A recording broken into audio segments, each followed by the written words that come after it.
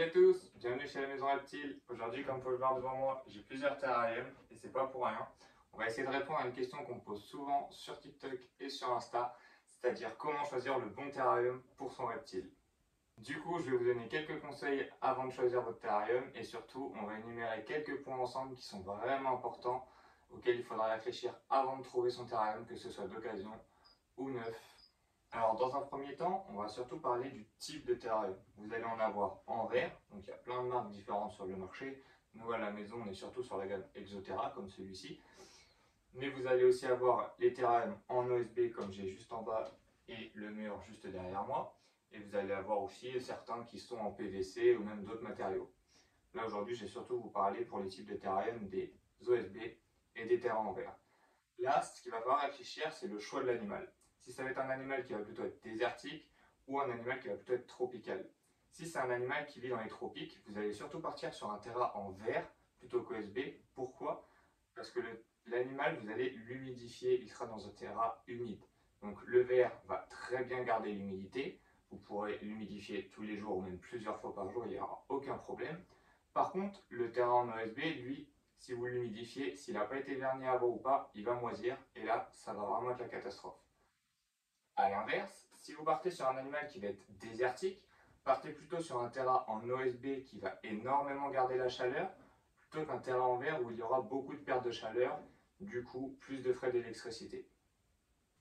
Nous par exemple à la maison, notre Varan Canturus est dans un terrain en OSB pour avoir un gros point chaud localisé et avoir quand même une bonne température dans tout le terrarium.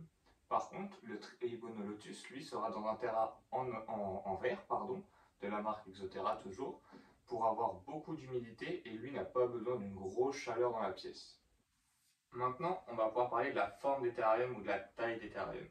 Vous allez en avoir qui vont être de forme cubique, il y en a qui vont être rectangulaires mais à la verticale, et il y en a d'autres à l'horizontale.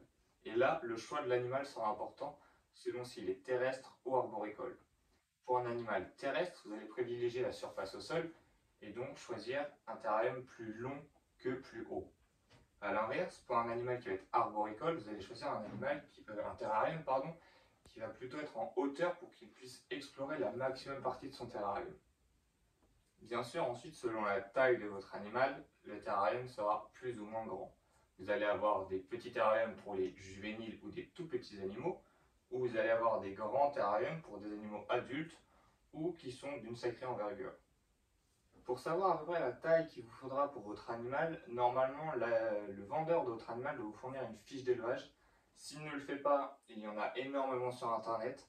Donc, sur les fiches d'élevage, vous allez avoir les recommandations pour les tailles de terrarium quand il est juvénile ou quand il est adulte. Après, évidemment, ce ne sont que des recommandations.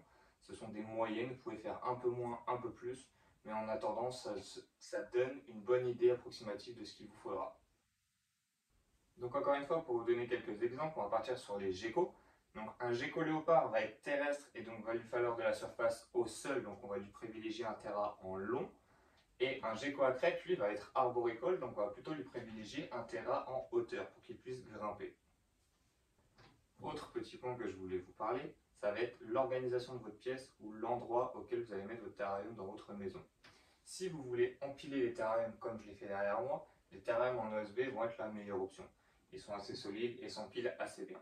Par contre, les terrains en verre, il faudra obligatoirement une étagère et surtout assez solide pour contenir le poids de votre terrarium. Surtout si c'est des terrains tropicaux avec beaucoup de substrat, beaucoup de racines, il y a un certain poids et là il vous faudra vraiment une étagère qui va être assez solide, sinon tout va se casser et là vous allez être embêté. Et attention, si vous avez des terrains en verre avec un grillage sur le dessus et que vous avez des chats dans votre maison, faites attention à ce que le chat ne se mette pas par-dessus et veuille attraper votre animal parce que le grillage n'est pas du tout assez solide pour contenir un chat. Il va casser le grillage et aller attaquer votre animal. Donc faites très très attention. Et pour finir, je vous dirais aussi de déjà penser à comment vous allez aménager votre terrarium. Si votre animal a besoin de grosses racines ou de branches fixées en l'air pour se lever par exemple, pensez à de l'OSB où vous allez pouvoir visser vos branches ou vos racines. Alors que dans le verre, vous ne pouvez rien visser. À la limite, vous allez peut-être arriver à le coller, mais selon le poids de l'animal, ça ne va pas forcément tenir. Donc pensez aussi à ça.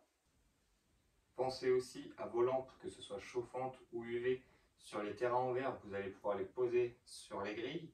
Sur les terrains en OSB, il faudra soit les mettre à l'intérieur mais les protéger pour que votre animal n'aille pas se brûler, ou alors faire des trous au-dessus de votre terrain, mettre une grille et venir poser comme sur un terrain en verre sur la grille volante. Donc pensez aussi à ça. Et j'en ai pas parlé tout à l'heure pour la taille des terrariums, mais on va finir avec ça. Selon l'âge à laquelle vous achetez votre animal, le terrarium devra peut-être évoluer au fil du temps. Si vous achetez un animal juvénile qui au début est peut-être dans un 45, 45, 45, il va grandir et du coup son habitat devra grandir en même temps que lui. Et vous devrez ensuite passer par peut-être du 90, 45, 45 par exemple. Donc pensez à ça. Voilà, donc on arrive à la fin de cette vidéo. J'espère que maintenant tu en sais un peu plus sur les terrariums, que si tu as un animal en tête, tu sais à peu près quel terrarium il te faudra. Sinon, n'hésite pas à venir en privé sur Instagram, je réponds à tout le monde, j'essaierai de trouver le meilleur terrarium pour ton animal. Sinon, n'hésite pas à me dire aussi en commentaire le prochain sujet de vidéo que tu voudrais que j'aborde, si vous avez des questions, si vous voulez que j'aborde un certain sujet en particulier, dites-le moi en commentaire, et peut-être que ça sera le sujet d'une prochaine vidéo. Sinon, en attendant, abonne-toi, et à la prochaine!